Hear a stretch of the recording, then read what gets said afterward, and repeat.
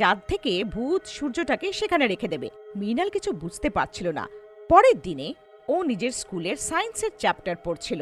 তার থেকে ও জানতে পারে যে লেন্সের ব্যবহার আমরা কেমনভাবে আর কখন করতে পারি। মৃণালের মাথায় উপায় আসে। ও তাড়াতাড়ি করে লেন্স নেয় আর শীতলের কাছে যায়। চল তাড়াতাড়ি ওই ভূতের কাছে, আমি এই সমস্যার সমাধান পেয়ে গেছি। আরে তুই কি পাগল হয়ে গেছিস? আরে আর তুই চল না, কিচ্ছু হবে না। মৃণাল শীতলকে জবরদস্তি করে নিজের সাথে নিয়ে যায়। ওই সেই জায়গাটায় পৌঁছায় যেখানে ভূত আর ওর বাচ্চাটা ছিল।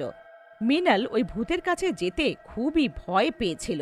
কোনোভাবে সাহস জুটিয়ে এগোয়। ভূত মৃণালকে দেখে রেগে লাল হয়ে যায়। এই মেয়ে, কি করছিস এখানে? মরতে চাস আমার হাতে? না বুঝছি, আমি তোমার থেকে কিছু বলতে এসেছি। ওই সূর্যটা যেটা তুমি চুরি করেছো আমি জানি, আর তুমি ওই আলোটাকে নিজের বাচ্চাকে খাওয়াও, ওটাও আমি দেখেছি। সূর্যের আলো দিয়ে তোমার বাচ্চা তো বেঁচে থাকবে, কিন্তু আমাদের জীবন তো শেষ হয়ে যাবে। আমি শুধু ওই লেন্সটা দেখাতে এনেছি। এটার সাহায্যে তুমি তোমার বাচ্চাকে দূর থেকেও সূর্যের প্রকাশ খাওয়াতে পারবে। এই মেয়ে